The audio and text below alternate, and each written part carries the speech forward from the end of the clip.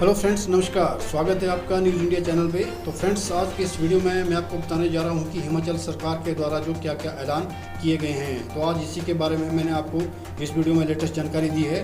तो फ्रेंड्स, उसके बारे में बात करने से पहले आपसे करना चाहूँगा एक रिक्वेस्ट कि अगर आपने मेरे चैनल को अब तक सब्सक्राइब नहीं किया है तो प्लीज़ मेरे चैनल को सब्सक्राइब कर लीजिए और जो बेल का आइकन आता है उसको भी दबा दीजिए ताकि आपको आने वाले वीडियो की नोटिफिकेशन जो है वो मिलती रहे। तो चलिए फ्रेंड्स, फटाफट से जान लेते हैं उन अपडेट्स के बारे में। तो देखिए फ्रेंड्स, पहली बड़ी खबर, हिमाचल में बड़ा कर्फ्यू में ढील का समय, मॉर्निंग वॉक भी कर सकेंगे।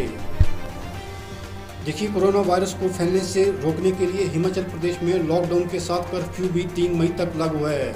वर्तमान में जरूरी वस्तुओं की खरीद के लिए लोगों को कर्फ्यू में सुबह 10 बजे से दोपहर 1 बजे तक 3 घंटे की दी जा रही थी। लोगों को मास्क पहनकर ही घर से बाहर निकलना अनिवार्य है और सामाजिक दूरी का पालन करना भी जरूरी है। लेकिन सरकार ने शनिवार को कर्फ्यू में ढील के समय को बढ़ाने का फैसला लिया है। इससे लोगों को राहत मिली है। अब कर्फ्यू में 4 घंटे की ढील मिलेगी। सुबह 10 से दोपहर 2 बजे तक लोग जरूरी वस्तुओं के लिए घर से बाहर निकल सकेंगे। यह व्यवस्था सोमवार यानी 27 अप्रैल से लागू हो जाएगी। इसका समय पहले की तरह ही संबंधित डीसी निर्धारित करेंगे। मुख्यमंत्री जयराम ठाकुर ने शनिवार को सभी डीसी, पुलिस अधीक्षकों और मुख्य चिकित्सा अधिकारियों के साथ वीडियो कॉन्फ्रेंसिंग के जरिए बैठक में यह खुलासा किया। सरकार के अनुसार इससे न केवल सामाजिक दूरी के नियमों का पालन होगा बल्कि दुकानों में भीड़ भी कम होगी। इसके साथ ही राज्य सरकार ने वरिष्ठ नागरिकों और आम जनता को मॉर्निंग वॉक की सुविधा देने के लिए कर्फ्यू में सुबह 5:30 से 7 बजे तक करने का फैसला किया है। यह व्यवस्था रविवार से लागू रहेगी।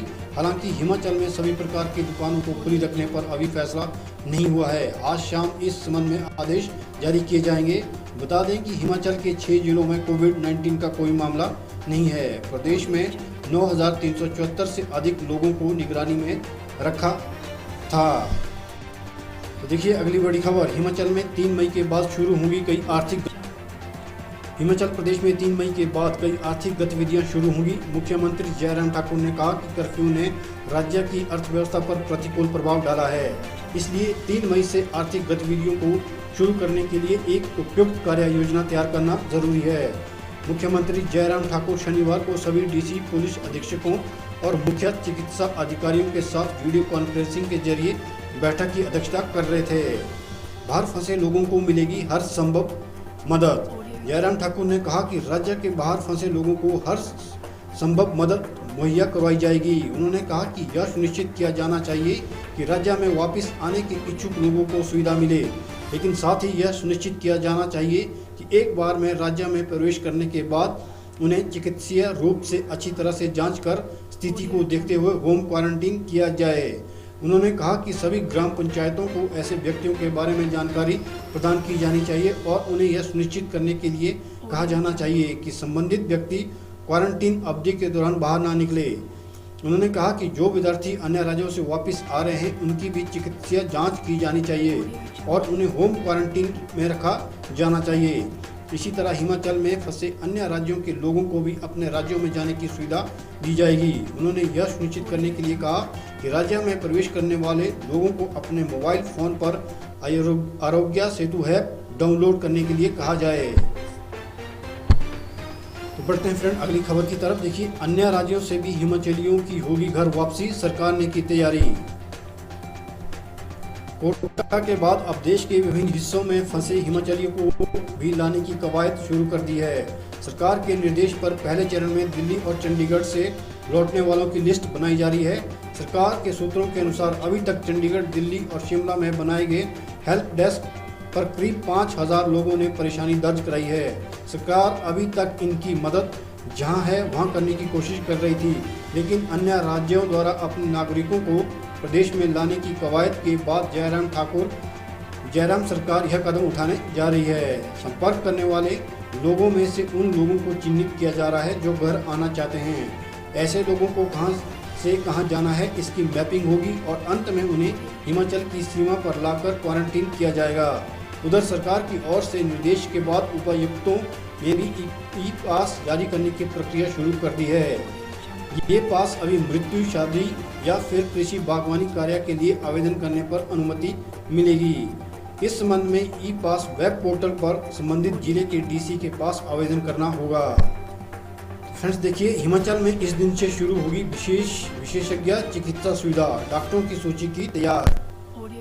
हिमाचल के लोगों को अब सामान्य चिकित्सक सेवा के अलावा विशेषज्ञ चिकित्सा सुविधा भी मिलेगी। ई संजीवनी के तहत दी जाने वाली सुविधा का सरकार ने प्रारूप तैयार कर लिया है। अतिरिक्त मुख्य सचिव स्वास्थ्य आर डी दीवान ने कहा कि प्रत्येक कार्य दिवस पर सामान्य रोग मेडिकल विशेषज्ञ, महिला रोग विशेषज्ञ, बाल रोग विशेषज्ञ और मनोचिकित्सक उपलब्ध रहेंगे।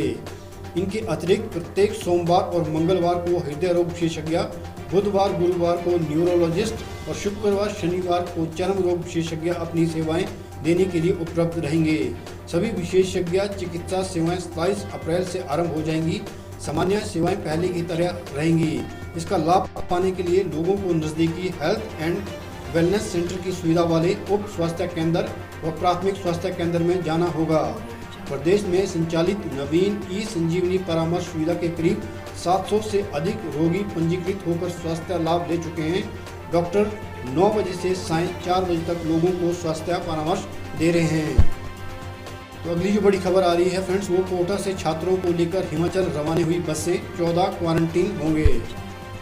कोरोना के लॉकडाउन के चलते राजस्थान के कोटा में फंसे छात्रों को लेकर एचआरटीसी की बसें हिमाचल के लिए रवाना हो गई है। हिमाचल सरकार ने शुक्रवार को एचआरटीसी की 9 बसें भेजी थी। आज सुबह यह बसें कोटा से हिमाचल के लिए रवाना हो गई हैं। इन छात्र छात्राओं को अलग अलग जिलों में 14 दिन क्वारंटीन में रखा जाएगा। परिवहन विभाग के निदेशक कैप्टन JM पठानिया ने बताया कि एक माह में फंसे इन विद्यार्थियों को लाने का जिम्मा अतिरिक्त निदेशक अनिल शर्मा को सौंपा गया है। विद्यार्थियों के खान पान और अन्य सुविधाओं के लिए सरकार ने 5 लाख रुपए जारी किए हैं। मुख्यमंत्री जयराम ठाकुर ने भी हाल में लोकसभा अध्यक्ष व राजस्थान के सांसद ओम बिरला को पत्र लिखकर इन विद्यार्थियों को सहायता प्रदान करने का आग्रह किया था। लॉकडाउन के चलते राजस्थान के कोटा में अब करीब 150 छात्र फंसे हैं। इन्हें अब वापस लाया जा रहा है।